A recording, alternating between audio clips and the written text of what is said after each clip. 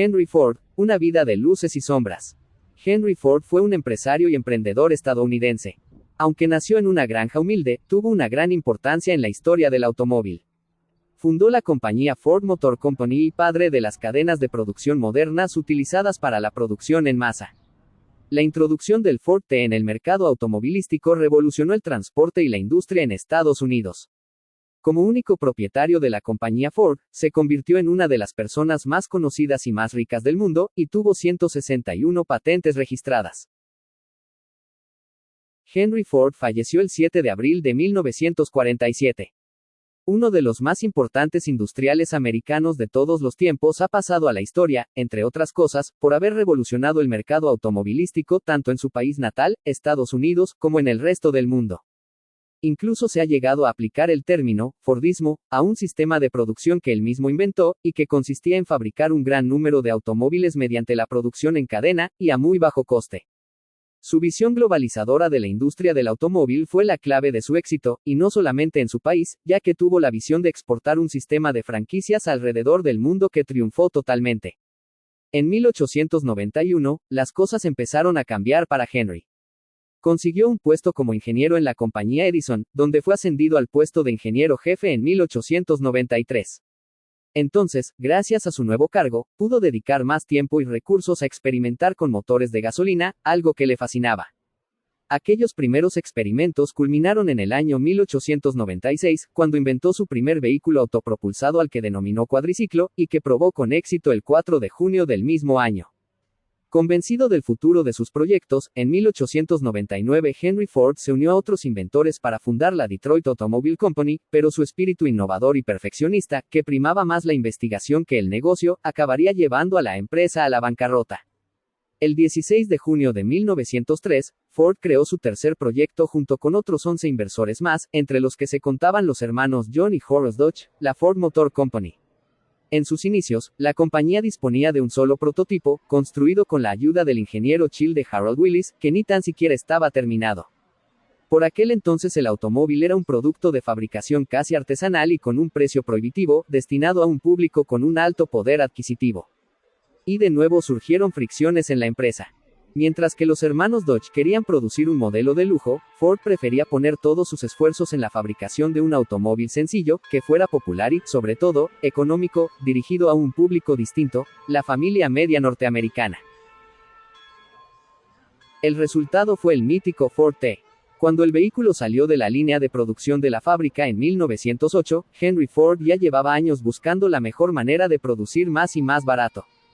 Y creyó que el mejor modo de hacerlo era aplicar los principios formulados por el ingeniero norteamericano Frederick Taylor, un sistema que consistía en dividir las tareas entre los distintos operarios, cronometrándolos para racionalizar mejor el trabajo de cada uno de ellos. Ford al final encontró la fórmula del éxito empresarial durante una visita que realizó a los mataderos de Cincinnati y Chicago, cuando descubrió la cinta transportadora. Así, pensó entusiasmado, el coche en proceso de fabricación avanzaría por la cinta mientras cada obrero intervenía en el montaje sin moverse de su lugar. La innovación resultó todo un logro. Pero para mantener la fábrica a pleno rendimiento, Ford necesitaba contratar más personal para cubrir todos los turnos, y para conseguirlo se le ocurrió la idea de duplicar los sueldos, con lo que logró atraer mano de obra cualificada y, aunque parezca increíble, pudo reducir los costes de producción. El problema surgió cuando los accionistas vieron que se habían incrementado considerablemente los beneficios y exigieron repartir los dividendos. Pero Ford, que prefería invertir las ganancias en la mejora de la fábrica, tomó una drástica decisión: compró todas las acciones y expulsó a la mayoría de los accionistas de la empresa, que quedó en manos de su mujer, su hijo y él mismo. El Museo Henry Ford en Dearborn, Michigan, también conocido como The Henry Ford, es un vasto complejo dedicado a la historia y la innovación americana. Es uno de los museos interiores y exteriores más grandes de Estados Unidos, y abarca una variedad de exhibiciones que muestran momentos significativos de la historia, en particular los relacionados con los avances industriales y tecnológicos. El edificio principal y presenta exhibiciones sobre la evolución de la tecnología, el transporte y la fabricación. Entre los artefactos notables se incluyen el autobús Rosa Parks, la limusina en la que fue asesinado el presidente John F. Kennedy y varios automóviles, aviones y trenes históricos. Al crear una exposición dedicada exclusivamente al automóvil, el museo se enfrentó a un desafío: ¿cómo podrían crear una experiencia que atrajera tanto a los entusiastas de los automóviles como a los conductores ocasionales? Como resultado, Driving America cambia el guión de cómo vemos nuestro transporte cotidiano. Con más de 100 vehículos y 20 pantallas táctiles interactivas que contienen actividades, entrevistas en video e información e imágenes de artefactos, la exposición gira en torno al visitante. Al mostrar generaciones de automóviles, Driving America explora cómo los americanos han cambiado el automóvil a medida que hemos avanzado durante el último siglo. La exposición no trata tanto del automóvil en sí, sino de nuestra relación con él. Los curadores del museo eligieron cuidadosamente una colección de autos que reflejan los cambios que se gestaron a lo largo de generaciones. El primer auto híbrido se presentó en 1901, pero no fue hasta que Toyota lanzó el Prius en 2002 que el híbrido realmente despegó, cuando nuestras preferencias cambiaron y comenzamos a valorar el ahorro de combustible por sobre la velocidad, la seguridad por sobre el aspecto llamativo. Driving America es un testimonio del hecho de que los objetos cotidianos pueden contar historias poderosas y hacer que la gente se detenga y piense en las opciones de transporte que se han tomado a lo largo de la historia y en las innovaciones que dan forma a nuestro paisaje actual. De hecho, la exposición muestra imágenes de la transformación provocada por el auge del automóvil. Hay carteles en la carretera de McDonald's, llaves para el baño de una estación de servicio, un detector de radar de 1977. El 1 de diciembre de 1955, la costurera afroamericana Rosa Parks fue arrestada por no ceder su asiento en un bus de la ciudad de Montgomery a un hombre blanco, violando así las leyes de segregación existentes. Muchos creen que este acto desencadenó el movimiento por los derechos civiles. El personal del museo reconoció que el bus de Rosa Parks sería una adición extraordinaria al museo, aunque sería un largo viaje adquirirlo y restaurarlo. Cuando el bus número 2857 se retiró a principios de la década de 1970, Roy H. Somerford, de Montgomery, lo compró. En ese momento, los empleados de la empresa le dijeron que era el bus de Rosa Parks. Somerford y sus descendientes guardaron el autobús en un campo y lo usaron para almacenar madera y herramientas. Cuando Somerford falleció, el autobús pasó a ser propiedad de su hija y su yerno, Vivian y Donnie Williams. Aunque los Williams sabían que este había sido identificado como el autobús de Rosa Parks, no tenían documentos para probarlo. El director de la estación de buses de Montgomery, Charles H. Cummings, había llevado un álbum de recortes con artículos de periódicos durante el boicot a los buses de Montgomery de 1955. Robert Lifson, presidente de Mastronet, una casa de subastas por internet, decidió que quería subastar el autobús para el señor y la señora Williams. Comenzó a buscar documentos que autenticaran el autobús y encontró uno. Junto a los artículos que describían el arresto de Rosa Parks, escribió, numeral 2857, y, Blake, numeral 2857. James Blake fue el conductor del autobús que hizo arrestar a Rosa Parks. El hijo y la esposa del señor Cummings, ahora fallecido, confirman que anotó el número del autobús porque sintió que los eventos eran muy importantes.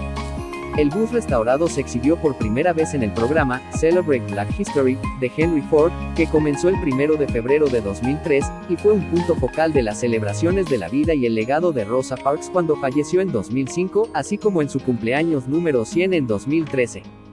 El Ford Mark IV, conducido por Dan Gorney y A.J. Foyt, entró en los libros de récords el 11 de junio de 1967 como el primer y, hasta la fecha, único auto de carreras construido y operado íntegramente en Estados Unidos en ganar las 24 horas de Le Mans. Diseñado por ingenieros de Ford y gestionado en Le Mans por la leyenda de las carreras Carroll Shelby, el Mark IV fue una fuente de orgullo nacional. El Mark IV fue diseñado para carreras de resistencia.